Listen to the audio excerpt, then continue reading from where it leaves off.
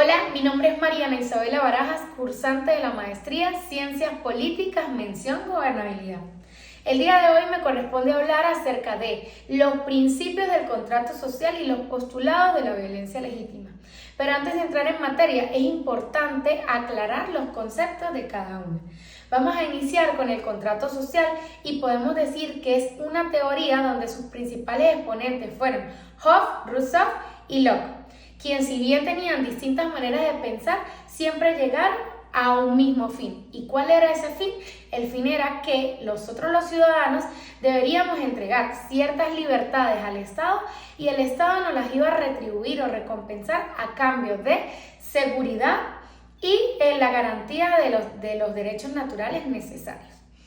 Ahora vamos a hablar de la violencia legítima, que son todos aquellos actos que en cualquier otra circunstancia hubiesen sido considerados delitos, pero que es una excepción a través de la cual el Estado, como su figura de autoridad, puede realizarlas libremente. Un claro ejemplo de esto sería, por ejemplo, el secuestro versus la privación de libertad, siendo el secuestro considerado un delito y siendo la privación de libertad un medio que utiliza el Estado para castigar a quienes cometen un hecho punible. Si bien ambas tienen un mismo fin, que es arrebatarle la libertad a otra persona a través de la violencia legítima, pues lo vemos materializado de otra forma. Ahora bien, vamos a hablar de los principios del contrato social. El primer principio que debemos reconocer es el estado de naturaleza y debemos iniciar con una pregunta.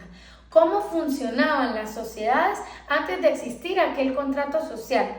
Las sociedades eran desorganizadas y cada quien velaba por su propio bienestar, no habían reglas.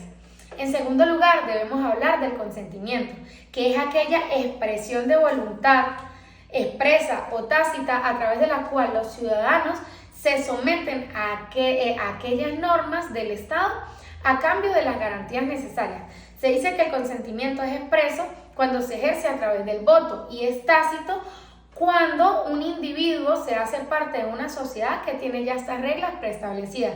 También podemos hablar de consentimiento cuando los mismos ciudadanos tienen la potestad también de remover de su cargo a aquellos funcionarios de gobierno, pues que lamentablemente no cumplen con las garantías necesarias para los ciudadanos. Debemos hablar del derecho natural y el bien común, que debe ser dirigida a todos los ciudadanos, en garantía pues, de ese mismo derecho natural como es la vida, la libertad, la propiedad. Otro principio, debemos hablar de la soberanía y la voluntad. Sabemos que la soberanía reside intransferiblemente en el pueblo, es decir, somos los ciudadanos quienes elegimos y le damos ese poder al Estado y somos nosotros quienes decidimos entregarle esas libertades. Otro punto importante serían los límites al poder. Me parece de las más importantes. ¿Y por qué? Porque si no se le pusieran límites de poder al Estado, él podría libremente actuar sin ninguna garantía. Estos límites de poder los podemos encontrar en las leyes, especialmente en la Constitución. Y por último, tenemos la igualdad cívica que nos va a garantizar la igualdad de derechos y deberes a todos los ciudadanos. Ahora bien, es necesario hablar de la violencia legítima. La violencia legítima tiene 4 postulados. El primer postulado, vamos a hablar del monopolio estatal, es decir, es el Estado quien va a ejercer esa violencia legítima, es el Estado quien tiene el control de las armas, incluso es el mismo que puede decidir o no en caso de una guerra.